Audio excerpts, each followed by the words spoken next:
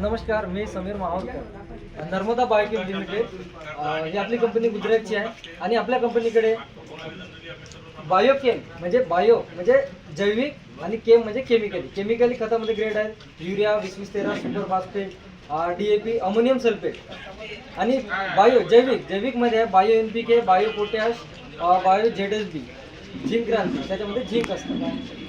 तसंच हे आपल्याकडे आम्ही फोकस करून राहिलो बायो NPK. याच्यामध्ये असतात नत्र विरघळणारे बॅक्टेरिया, फॉस्फेट विरघळणारे बॅक्टेरिया आणि पोटॅश विरघळणारे बॅक्टेरिया. जे नत्र स्थिरीकरण, जे नायट्रोजन आहे ते हवेमध्ये विरघळत असतं, म्हणजे हालचाल करत असतो. जसं युरिया म्हणतो आपण, जे आपण युरिया आता टाकलं 4-8 दिवस टिकलं आणि तुम्ही म्हणता की पॉवर संपली.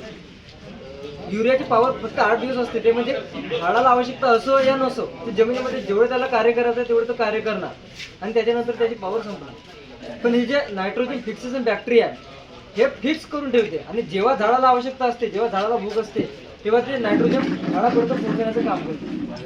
तसेच फॉस्फेट सोल्युबलायझिंग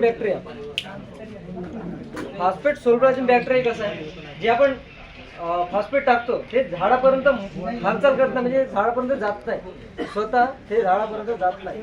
त्याला जे फॉस्फेट झाडापर्यंत मुळापर्यंत नेण्याचे काम हे जीवाणू करतात. फॉस्फेटला विरघळवण्याचे काम हे जीवाणू करतात. म्हणून जमिनीमध्ये जीवाणू असणं हे खूप महत्त्वाचे आहे.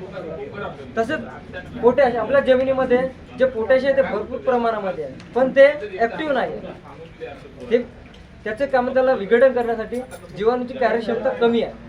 म्हणून आपण सेंद्रिय खत टाका, त्याच्यामुळे जीवाणूची संख्या वाढते. परंतु आपण सेंद्रिय खत काही भेटत नाही, म्हणून तुम्ही जे जीवाणू खत आहे ते जीवाणू खते वापरा. आणि हे एक बॅग 50 किलोची आहे, एकरी 1 बॅग धानामध्ये. आणि आपल्या कापसाला एकरी 2 बॅग, हे एकरीचे प्रमाण आहे. 1350 रुपये MRP.